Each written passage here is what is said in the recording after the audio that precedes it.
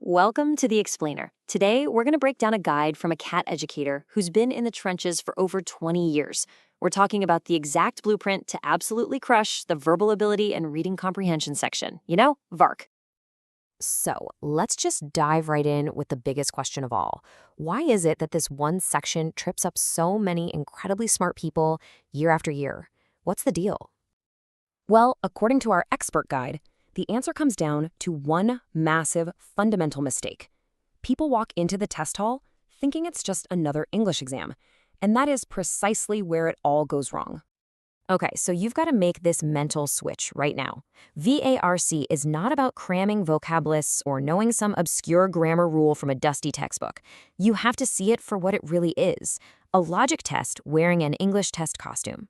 It's all about pure reasoning, being super precise, and just thinking clearly when the clock is ticking.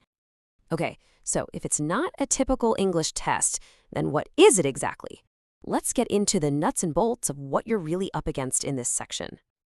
So take a look at this. The battlefield, and yeah, it is a battlefield, is completely dominated by reading comprehension. We're talking a whopping 70% of the section.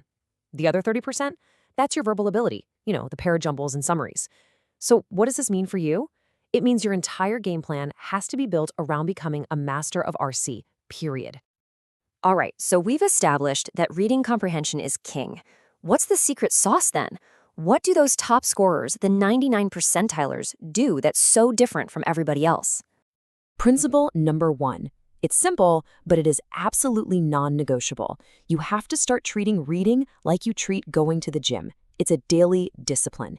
And I'm not talking about casual reading. This is about building serious mental muscle by diving into tough, maybe even boring topics on philosophy, economics, or science.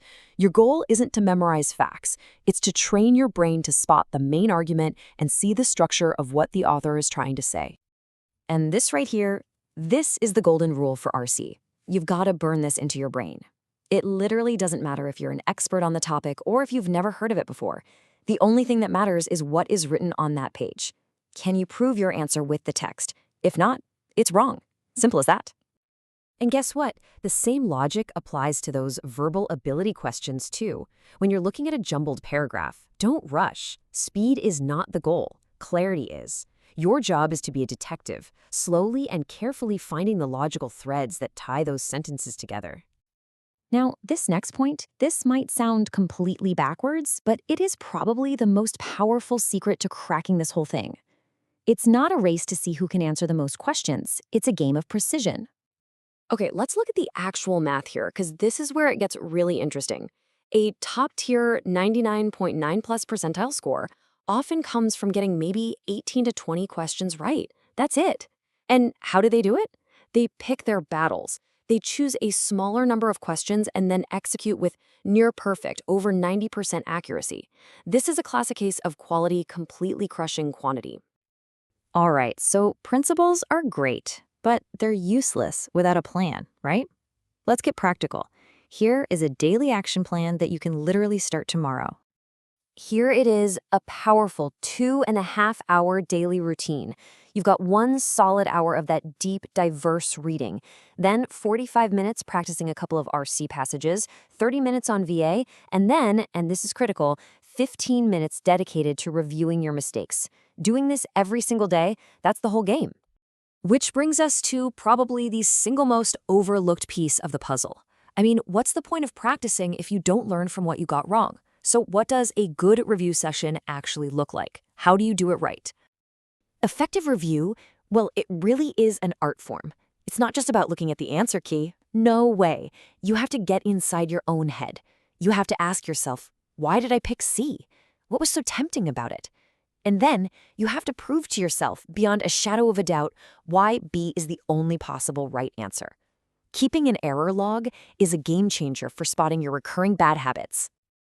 Okay, last section. Let's talk about the mental game. Because you can have all the skills in the world, but if your head's not in the right place on test day, it's all for nothing. First thing you have to remember, this is a marathon, not a sprint. Forget those heroic 10-hour study sessions that just lead to burnout. It's about the quiet, consistent discipline of putting in the work day in and day out.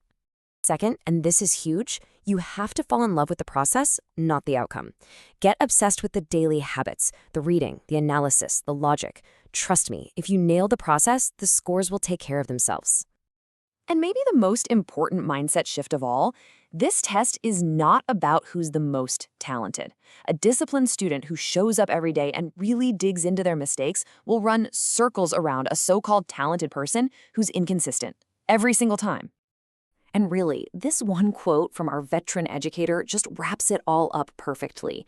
The difference between good and great isn't some secret talent. It's discipline, it's clarity, and it's having the guts to be completely ruthless in analyzing your own mistakes.